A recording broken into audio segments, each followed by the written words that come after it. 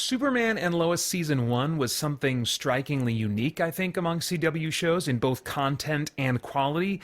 But does Season 2 continue that trend or relax into maybe something less? Stick around and I will share my thoughts. I'm Peter Franson from christiangeekcentral.com and Spirit Blade Productions. This is my uncut review of Superman and Lois, the Season 2 premiere. The synopsis on IMDb reads, Lois and Clark struggle as a couple. Chrissy adjusts to running the Smallville Gazette with Lois. Jonathan faces new challenges on the football team. Secrets threaten to destroy Jordan and Sarah's growing relationship. I don't think that's actually the best. Maybe that describes where things are going, but I don't think it's the best description of this first episode. But as that synopsis suggests, there's a lot of setup for the season that seems to be going on in this episode. If there is a common tie between the different things going on, it might be uncertainty about the status of relationships. John Henry Irons and his daughter Natalie are adjusting to living on this Earth compared to the parallel Earth that they came from in last season. Natalie in particular struggles with the fact that this Lois is not her mom. On her parallel reality, her dad, John Henry, was married to Lois. Lois was killed at the hands of Superman, or at the I-beams of Superman. So she's struggling with the fact that in this world, this Lois is not her mom. But Lois is also struggling with her feelings about this situation as well. Jonathan and Jordan, their sons, both navigate teen relationship realities. Jonathan is caught doing some heavy making out that seemed headed towards sex with his girlfriend in his bedroom, which allows them as writers to explore how parents might react both positively and negatively to their kids' developing sexuality and sexual drives and interests. Jordan is also discovering that after the summer break, his girlfriend may not feel the same way about him that she did a few months ago. Still, there's a good amount of superhero action. Superman saves a North Korean submarine near the beginning and begins experiencing painful episodes of some kind. He also has to save Smallville from a mysterious earthquake. But meanwhile, getting back to, relationships in question, his relationship to the U.S. military is in question because they don't approve of the fact that he rescues a North Korean military sub. And finally, both Lois and Clark, as well as Lana and Kyle, are dealing with disconnect in their marriages. Not in ways that threaten the marriages, but more normal ways that can crop up when couples, maybe for a few days or weeks, become lax in communicating their thoughts and feelings, or when couples don't automatically see eye to eye on parenting issues. Not like marriage threatening, but I feel like all the more maybe impactful because of how more common and relatable that they are. Although I still get a nice Superman fix here, this show starts its second season reminding me of its unique and welcome emphasis on relatable family drama against a superhero backdrop. Now, finally, I won't say why I think this is. You can watch the episode for yourself and see what you think, but I suspect we're given a hint that they might be doing a Doomsday storyline this season, which I think is the wrong move if that is the case, if that is where they're headed. Doomsday is only useful when he kills Superman, in my mind. He loses his power and the drama of that character, the impact of that character when Superman manages to beat him or when they come to a stalemate or something. His effectiveness as a storytelling tool, which he's really much more of a plot device than an interesting character in and of himself. What Doomsday is useful for is killing Superman. So if Doomsday is going to show up, you better kill Superman. And I think that we've already seen that story play out recently about as effectively as we could on screen with the Zack Snyder films. So hopefully I'm mistaken, or they will do something surprisingly new and interesting with it if it is in fact Doomsday that's going to be coming into play. Still a lot of speculation on my part, so we will see. As far as cast and performances go, I don't feel like every moment of performing from this cast is stellar in this episode, and there are a few moments here and there that feel just a bit artificial, but some of that I think has to do with the writing. On the whole, I feel like the cast is solid, and they're giving more realistic and relatable performances than any CW show I can think of. So I would love to see more episodes that are written with actor performance, storytelling, storytelling in mind, not expressing everything through dialogue. That's really what they seem to lean on in CW shows, and then to a degree in this show as well.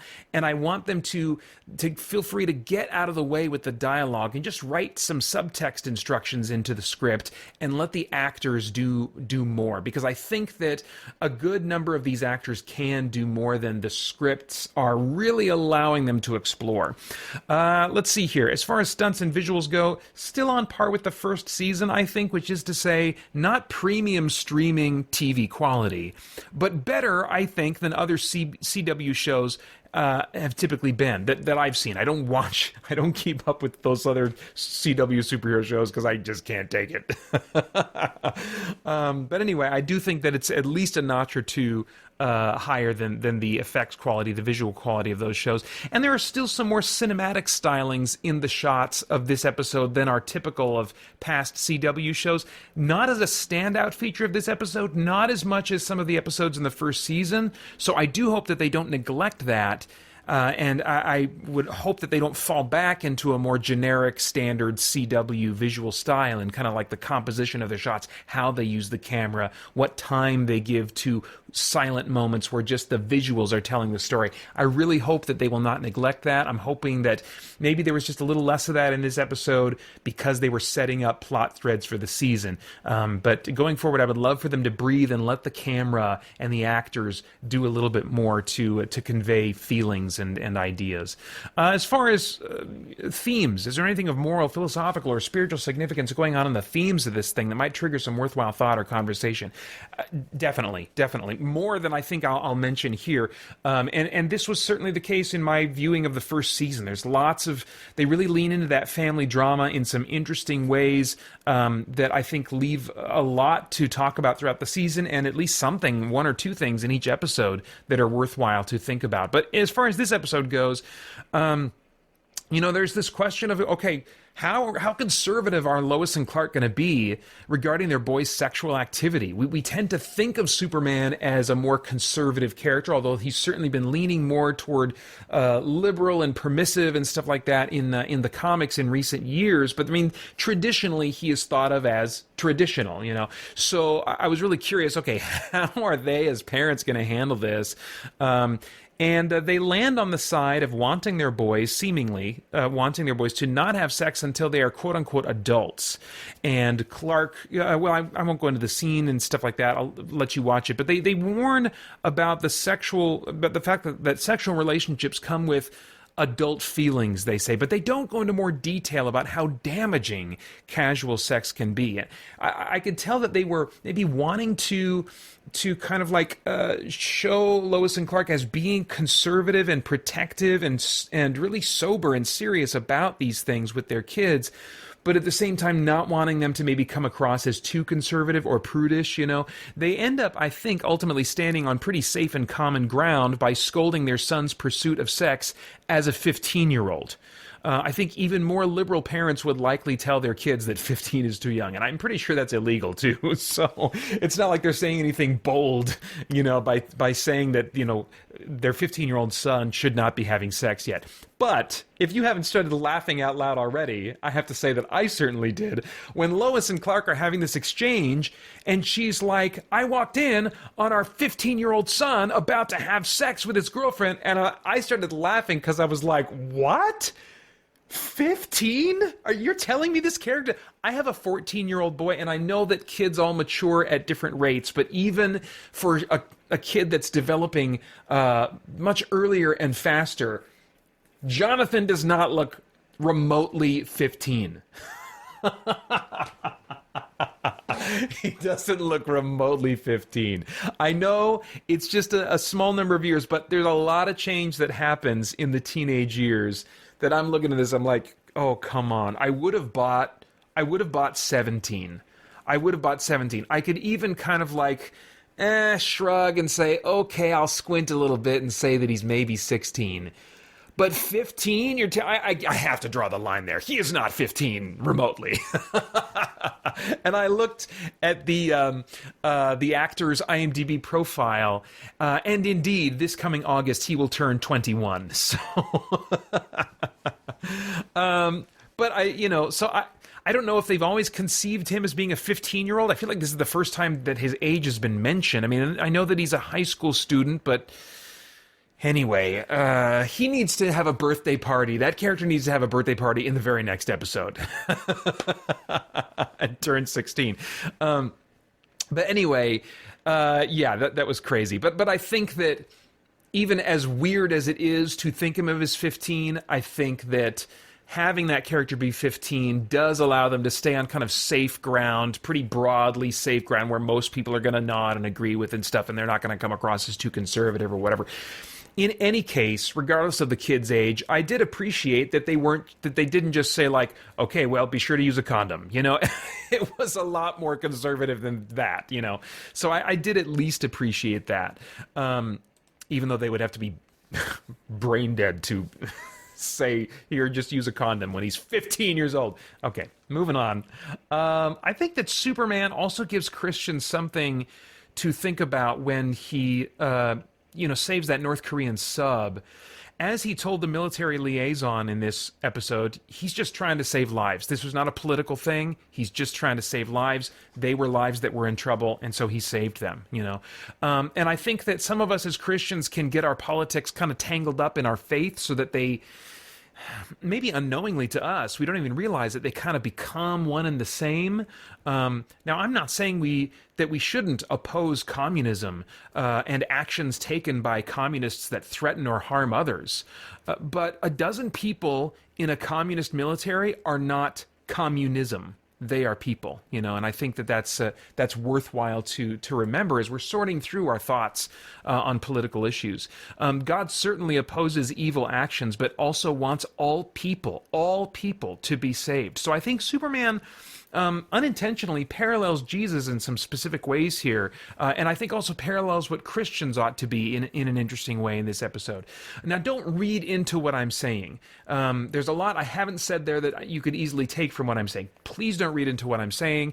I don't have the time in this format to properly explore this topic with the thoughts and nuance that it deserves. These are morally complex issues, but I think at the very least we can watch this episode and be led to some very worthwhile consideration of our own views and feelings about people who are aligned with evil causes. Now, I have no idea what your tastes are in TV shows, but if I were a time traveler, I'd go back in time and say, Peter, well, this is must-see TV again. Not because it's like the most stellarly crafted art that you've seen in TV or film, but because it combines those geeky things that you enjoy and also leans into, in a respectfully solid way, family drama in a way that geek fiction just typically doesn't do. And this show looks like it's going to continue unapologetically emphasizing. So yeah, that blend of things, of you're scratching a Superman itch and giving you some good family drama, you know, yeah, it's your show. This is your show, so you're in. This one's rated TV PG. I'm not sure why. Probably, you know, because it's, I mean, that's pretty tame. You know, it's Jonathan has his shirt off while they're making out briefly. It doesn't get, you know, more intense than that. There's the usual fantasy, sci-fi violence or more peril, I would say, in this episode. So I think it's this episode is still very, you know, pretty family friendly, especially for families that have kids that are around about the same age as the kids are supposed to be in this show. Anyway, those are my thoughts on the season 2 premiere for Superman and Lois. Let's see here. Crap. Right now, I'd like to take some time to write a tune for pre-made rhyme. I'm kind of making this. Does that sound kind of superhero-y? The lyrics kind of never change, but the melody gets rearranged. I never know. Remember how, like, it's in like the animated series for Superman, they have the triumphant theme and then they back off and they have the little flute thing. That's kind of what I'm going for. I never know what I'll create to say how much I appreciate Gabriel Stinson, Brian Franklin, Olin D. Branham, Drew Rob, Winston Crutchfield, Lee Bray, Justin D. Myers, Matthew Ridgway, Cosmic Fox, and Joel Nelson. Thank you for supporting me and SBP and CGC. And now to all who hear this tune, thank you as well. Please come back soon. Want to hear your name in song. Check out our page on Patreon. All right, I'd love to get your thoughts and reactions in the comments below. Maybe not to what I just did just there. I can imagine what your reaction would be to that. Anyway, please like, share, subscribe, click that bell to stay connected. I want to thank the Spirit Blade Insiders for making so much of my content possible. You can get info about the benefits of joining over at patreon.com/spiritblade productions. Then I hope you'll check out our podcast and stay connected to all CGC content over at christiangeekcentral.com as we continue to geek out and seek the truth.